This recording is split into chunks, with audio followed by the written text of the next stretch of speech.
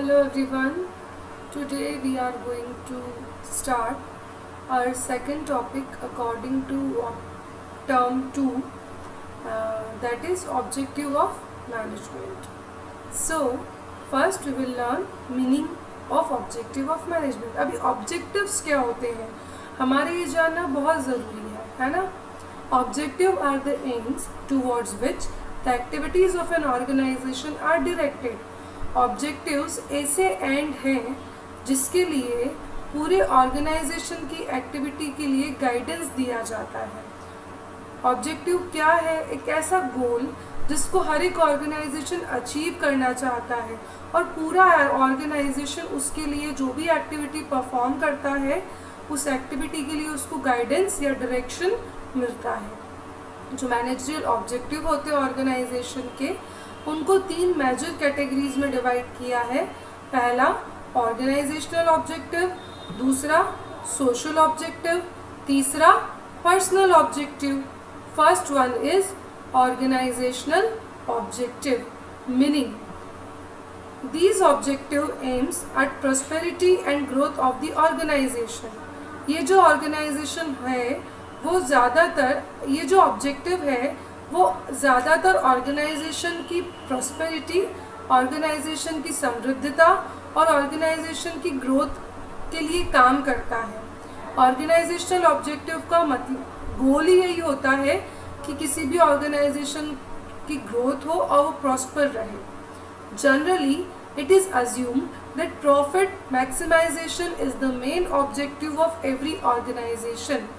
वैसे सामान्यतः ये अज्यूम किया जाता है कि प्रॉफिट को बढ़ाना ही मेन ऑब्जेक्टिव होता है किसी भी ऑर्गेनाइजेशन का, but it is not true. लेकिन यह सत्य नहीं है, ये सच नहीं है. The manager try to develop and attain variety of objective in all management area. जो मैनेजर्स हैं वो हमेशा ये ट्राई करते हैं कि वो ऑर्गेनाइजेशन को डेवलप करें, साथ ही साथ हर एक वैरायटी के ऑब्जेक्टिव को अचीव करें पूरे मैनेजमेंट के एरिया में. तो उन्होंने 3 इम्पॉर्टेंट ऑर्गेनाइजेशन के ऑब्जेक्टिव बताए हैं. First one is survival. The basic purpose of every organisation is to survive and exist in competitive market for a long period of time and is possible only when it is able to cover its cost. तो हर एक organisation का जो basic purpose होता है वो क्या होता है? इसका सर्वाइवल है ना, कि वो कितने टाइम तक कॉम्पिटिटिव मार्केट में सर्वाइव कर सकता है ना, कितने लंबे समय तक कॉम्पिटिटिव मार्केट में रहेगा. और ये तभी पॉसिबल है जब कोई भी ऑर्गेनाइजेशन अपनी कोस्ट को कवर कर लेगा. जितना पैसा उसने इनपुट में प्रोडक्शन के लिए या स्टार्टिंग में जितना भी पैसा उन्होंने लगाया है किसी भी चीज़ को प्रोड्यूस करने के लिए, उस कॉस्ट को कवर कर ले तो वो लॉन्ग टाइम तक मार्केट में सर्वाइव कर पाएगा. Second one is profit. The most important objective of every organisation is earning adequate amount of profit. Earning जो सबसे इम्पॉर्टेंट ऑब्जेक्टिव होता है हर एक ऑर्गेनाइजेशन का वो क्या है? सफिशिएंट अमाउंट का प्रॉफिट वो अर्न करें. प्रॉफिट आपके बिजनेस के सर्वाइवल के लिए, ग्रोथ के लिए और एक्सपेंशन के लिए है ना. बिजनेस को सर्वाइव कराना है, उसकी ग्रोथ चाहिए या बिजनेस को बड़ा करना चाहते हो, इन सब के लिए प्रॉफिट बहुत ज़रूरी है. Profit is the reward given to businessman for bearing risk. Profit एक रिवॉर्ड है जो कि बिजनेसमैन को मिलता है क्योंकि वो रिस्क बियर करता है, वो रिस्क लेता है. हमने 11th में पढ़ा था नो रिस्क नो प्रॉफिट है ना. सो प्रॉफिट गिफ्ट होता है जब भी बिजनेसमैन रिस्क लेता है उसके लिए. Third one is growth. Business organisation must grow and expand their activities. Business organisation को ग्रो करना बहुत ज़रूरी है और अपनी एक्टिविटीज़ को एक्सपेंड करना ज़रूरी है. जो सक्सेसफुल ऑर्गेनाइजेशन होते हैं वो उनकी ग्रोथ रेट से मेजर किए जाते हैं. अब उनकी ग्रोथ कैसे मेजर होती है? सेल्स के टर्म में कितनी ब्रांचेस है उस बिजनेस की, ऑर्गेनाइजेशन की, कितने प्रोडक्ट्स वो बनाता है, कितने एम्प्लॉयज़ वहाँ काम करते हैं, इन सब से ग्रोथ नज़र आती है। सो ये तो हमारा ऑर्गेनाइजेशनल ऑब्जेक्टिव हुआ, है ना। अभी 2 ऑब्जेक्टिव बाकी है, तो सेकंड कौन सा है? Social objective. सोशल ऑब्जेक्टिव क्या है ऑर्गेनाइजेशन का? सोशल ऑब्जेक्टिव जो होता है ऑर्गेनाइजेशन का, वहाँ पे कमिटमेंट के साथ में डील किया जाता है ऑर्गेनाइजेशन को। ऑर्गेनाइजेशन को अपने पूरे कमिटमेंट के साथ डील करना पड़ता है सोसाइटी में। बिजनेस ऑर्गेनाइजेशन जो है वो सोसाइटी का एक पार्ट है ना। हर एक बिजनेस आप देखोगे तो पाओगे कि हर एक बिजनेस जो भी पैसा कमाता है, जितना भी अर्न करता है, वो सोसाइटी के रिसोर्सेज को यूज़ करके अर्न करता है। इसका मतलब उसको सोसाइटी के लिए भी कुछ करना ज़रूरी है। जो मेजर सोशल ऑब्जेक्टिव्स है वो क्या क्या है? पहला, supply of quality product at reasonable price, अच्छे क्वालिटी के प्रोडक्ट रीजनेबल प्राइसेस में सप्लाई करना। दूसरा, contribution towards desirable civic activities, जो भी सिविक एक्टिविटीज़ चलती रहती है उसमें कुछ ना कुछ कंट्रीब्यूट करना। Third, generation of economic wealth, income create करना, है ना। फोर्थ, एम्प्लॉयमेंट अपॉर्चुनिटीज़ को क्रिएट करना। फिफ्थ, कम्युनिटी में, समाज में फाइनेंशियल सपोर्ट देना। Sixth, organising educational, health and vocational training programme, educational, health और वोकेशनल ट्रेनिंग प्रोग्राम को ऑर्गेनाइज करना। Next, participating actively in social services of government and NGO, social activities में participate करना, जैसे सोशल सर्विस प्रोजेक्ट होते हैं कुछ गवर्नमेंट के या कुछ नॉन गवर्नमेंटल ऑर्गेनाइजेशन होते हैं, उनमें पार्टिसिपेट करना। Using environmental friendly method of production, जब भी आप प्रोडक्शन करो तो environmental friendly, eco friendly method का यूज़ करो। Next, providing employment opportunity to weaker section of society, जो सोसाइटी, हमारे समाज के कमज़ोर सेक्शन है, उनको एम्प्लॉयमेंट अपॉर्चुनिटी प्रोवाइड करना। ठीक है, ये तो था हमारा social objective. Now the next one is personal objective, human objective या individual objective. Individual objective are related to the employees of the organization. Individual objective जो है वो ऑर्गेनाइजेशन के एम्प्लॉयज से रिलेटेड होता है। As employees are very important resources of every company and satisfied and motivated employees contribute maximum for the organizations। employees जो है सबसे important resource होते हैं किसी भी कंपनी का, और जो एक satisfied और motivated employee होता है वो किसी भी organization के लिए अपना maximum contribute करता है। जो main objective होता है मैनेजमेंट का वो क्या है? First, competitive salary to fulfillment financial needs of employees, competitive salary देना जिससे कि एम्प्लॉयज़ की फाइनेंशियल नीड्स पूरी हो।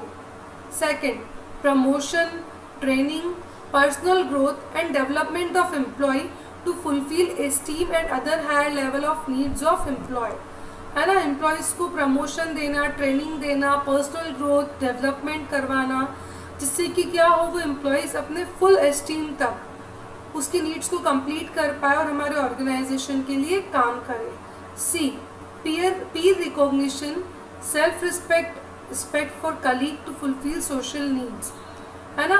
हमारे एम्प्लॉयज़ की एक पहचान बनाना, उनके लिए सेल्फ रिस्पेक्ट क्रिएट करना, कलीग की रिस्पेक्ट करना, जिससे कि सोशल नीड्स भी पूरी हो। D, good and healthy working condition for society of safety of employees, employees की सेफ्टी के लिए एक अच्छा वर्किंग कंडीशन, अच्छा वातावरण क्रिएट करना जहाँ पे वो काम कर सके। वर्कर में lose interest in work if their objective are neglected, workers अपना इंटरेस्ट लूज कर सकते हैं अगर उनके गोल को हम नज़रअंदाज कर दें।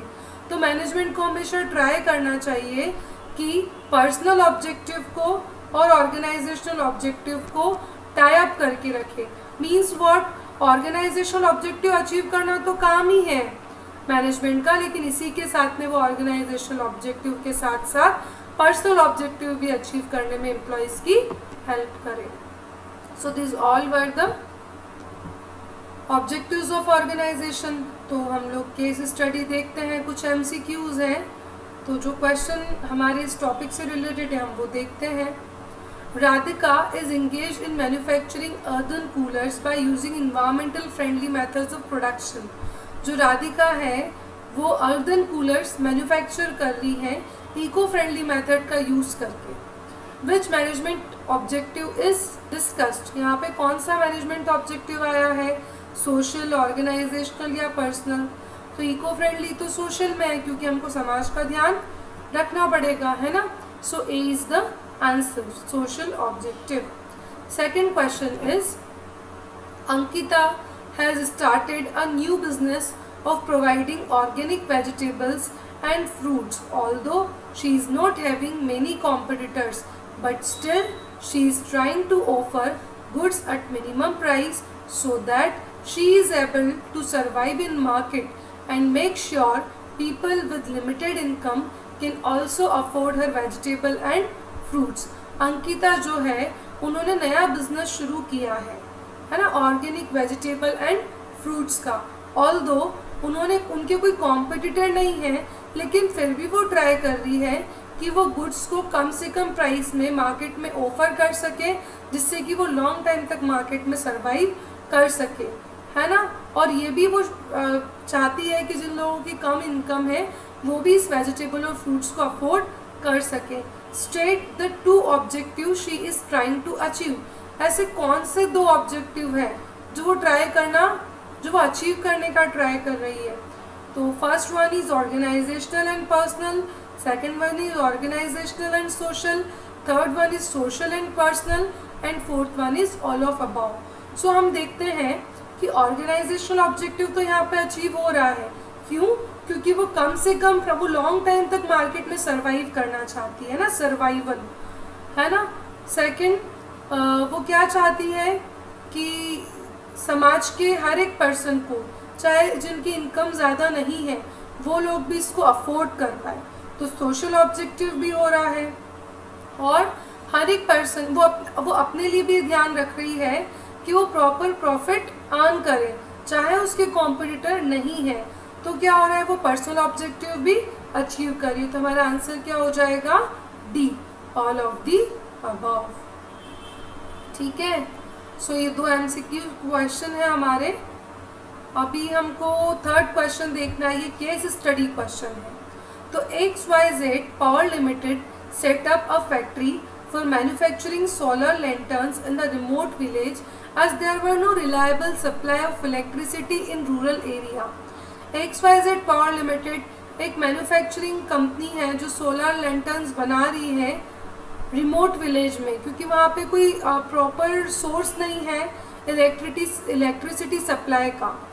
The revenue earn by the company was sufficient day by day. जो रिवेन्यू वो अर्न कर रही है वो डे बाय डे सफिशियंट है, इनकम जो उनकी है वो सफिशियंट है. कंपनी ने डिसाइड किया कि वो अपने प्रोडक्शन को बढ़ा देंगी जिससे कि सेल्स ज़्यादा कर सकें. इसके लिए उन्होंने डिसाइड किया कि जो एम्प्लॉय हैं वो आसपास के विलेजेस के उनको जॉब अपॉर्चुनिटी प्रोवाइड करें. The company also decided to provide training to their employees for updating their knowledge. Company ने यह भी डिसाइड किया कि वो अपने एम्प्लॉयज़ को ट्रेनिंग देंगे जिससे उनका नॉलेज भी अपडेट हो. अब हमने इस केस तो पढ़ लिया, अब हम इसको कैसे सॉल्व करें, क्या आंसर वो हमसे चाहते हैं. तो identify the objective of management discussed about by quoting line. हमको क्या करना है, एक एक सेंटेंस में बताना है कि कौन सा ऑब्जेक्टिव यहाँ पे फॉलो किया गया है. तो फर्स्ट लाइन में अगर हम देखें कि वो सोलर लैंटर्न्स को मैन्युफैक्चर करना चाहते हैं जिससे रूरल एरिया में इलेक्ट्रिसिटी सप्लाई हो, तो फर्स्ट सेंटेंस जो है XYZ से लेके रूरल एरियाज तक ये क्या कर रहा है, सोशल ऑब्जेक्टिव को फॉलो कर रहा है, क्योंकि वो चाहते हैं कि गांव में इलेक्ट्रिसिटी पहुंचे. दूसरा, the revenue earn by the company was sufficient day by day. हर दिन कंपनी सफिशियंट इनकम अर्न कर रही है, इसलिए वो अपना प्रोडक्शन बढ़ा रहे हैं. तो ये कौन सा ऑब्जेक्टिव हो गया, ऑर्गेनाइजेशनल ऑब्जेक्टिव, हायर सेल्स तक, है ना. The revenue earn by the company से लेके टू जनरेट हायर सेल्स तक ऑर्गेनाइजेशनल ऑब्जेक्टिव हो गया. फिर for this they decided to employ people from the nearby village as per few job opportunities were available in that area. अब वो क्या कर रहे हैं इस वाले सेंटेंस में, जॉब अपॉर्चुनिटी प्रोवाइड कर, it means social objective follow कर रहे हैं. एंड द लास्ट सेंटेंस, वो अपने एम्प्लॉयज़ को ट्रेनिंग दे रहे हैं जिससे कि उनका नॉलेज अपडेट हो. तो जो लास्ट सेंटेंस है इसमें कौन सा ऑब्जेक्टिव अचीव हो रहा है, personal objective. Okay, so this were the case studies related to our objectives of management. Next topic we will learn in the next video. Thank you so much.